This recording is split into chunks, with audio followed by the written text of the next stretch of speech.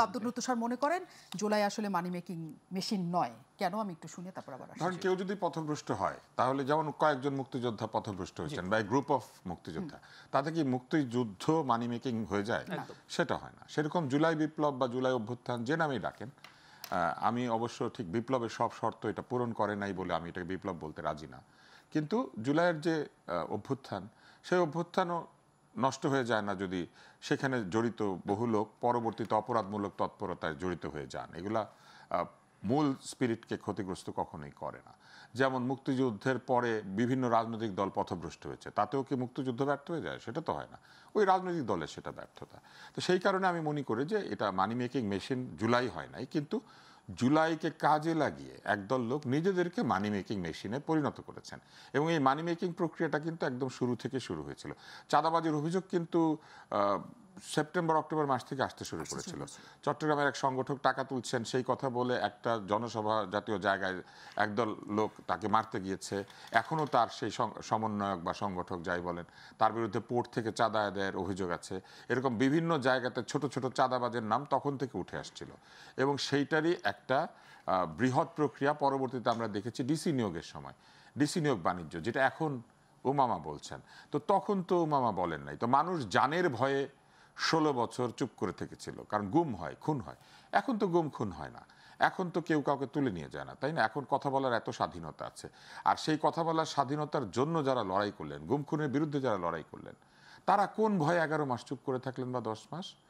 এই ঘটনাগুলি এখন ঘটছে কারণ এখন তাদের মধ্যে ওই অভ্যুত্থানের যে স্পিরিট, সেইটা অর্জন করার চাইতে ব্যক্তিগত লাভালাভের বিষয়ে তাদের মনোযোগ বেড়ে গিয়েছে। কে এমপি হবেন, কে মিনিস্টার হবেন, কে ভবিষ্যতে প্রধানমন্ত্রী, কে কিছু পয়সা করি বানাবেন, কে দলের মধ্যে বেশ কিছু পাবেন, এগুলো নিয়ে তাদের মধ্যে নানান দ্বন্দ্ব সংঘাত তৈরি হয়েছে। এবং সেই দ্বন্দ্ব সংঘাতের ফলেই নানান ধরনের বিষয় উঠে আসছে।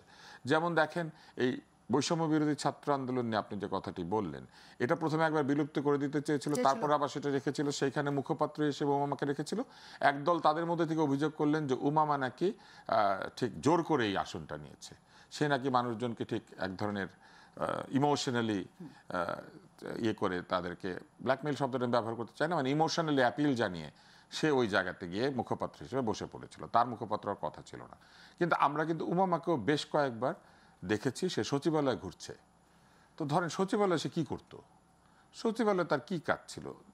সে কি কোনো পলিসি মেকিংয়ে ছিল, কোনো কমিশনের মেম্বার ছিল, কোনো কমিটিতে ছিল?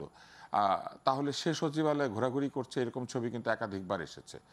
যখন সচিবালয়ে কোনো বাহিনী ঢুকে নাই, মানে একা সে ঘুরে বেড়াচ্ছে, এরকম ছবি এসেছে, আমি ফেসবুকে দেখেছি, ইন্টারনেটেও বিভিন্ন জায়গায় দেখেছি। তার মানে সে তখন ওইখানে কী করছিল? এই তদবির, এই বিষয়গুলি শুরু হয়েছিল। আপনি দেখেন, স্বাস্থ্য উপদেষ্টা 3 জনকে ব্যক্তিগত ভৃত্য কোটায় নিয়োগ দিয়েছিলেন। এটা আসলে ব্যক্তিগত সহকারী বলে, কিন্তু আমি এদেরকে ব্যক্তিগত ভৃত্যই বলি। তো সেখানে 3 জন লেগেছিল তার। তিন জনকে নিয়োগ দিয়ে 2 জনের বিরুদ্ধে দুর্নীতির অভিযোগ, সেই দুর্নীতির বিচার টিচার হয় নাই। এটা যখন ঘটলো, 3 জনকে নিয়োগ দিল, তখন তো কেউ প্রতিবাদ করে নাই। তখন তো আবদুল্লাহ সাহেব বলেন নাই যে আপনি কিন্তু উল্টাপাল্টা করলে আপনার বেতন ফেরত দিয়ে চলে যাইতে হবে। এখন ধরেন এটা যদি হয়, বেতন ফেরত দিয়ে স্বাস্থ্য উপদেষ্টা চলে যাচ্ছেন, তাহলে কালকে আরও কয়েকজনকে এরকম বেতন ফেরত দিয়ে চলে যাইতে হবে। এখন বেতন ফেরত দেওয়ার প্রশ্ন যদি উঠে, তাহলে আরও প্রশ্ন উঠবে। আজকে তারা বলছেন যে এই সরকার তাদের ঠিক মন মতো চলছে না। অন্তর্বর্তী সরকারের কি তাদের মন মতো চলার কথা, নাকি গোটা জাতির প্রত্যাশাকে পূরণ করার জন্য চেষ্টা করার কথা? অন্তর্বর্তী সরকারের কি কোনো একটি দলকে খুশি করার কথা, নাকি গোটা জাতির যে খুশি হওয়ার বিষয়টা সেই দিকে নজর দেওয়ার কথা? কিন্তু তাদের স্টেক তো এটার মধ্যে বেশি, কারণ হচ্ছে তারা এই সরকারকে নিজেরা পছন্দ করেছিলেন। না, তারা যাকে পছন্দ করেছিলেন, মাত্র 11 মাসে হানিমুন শেষ হয়ে ঝগড়াঝাটি হয়ে এখন একটা ডিভোর্সের পর্যায়ে চলে যাচ্ছে, এবং সেইখানে দেনমোহরের টাকা ফেরত দিয়ে চলে যাইতে হবে। ব্যাপারটা কি এরকম? মানে আমি দেনমোহরের টাকা আপনি দিয়েছিলাম, এটা ফেরত দিয়ে দেন, মানে বেতন ফেরত দেন, এইটা কি ঠিক হচ্ছে? এই যে অবস্থাটা তৈরি হচ্ছে, এতে করে জনগণের মধ্যে হতাশা তৈরি হচ্ছে। এটি আমরা বলছি।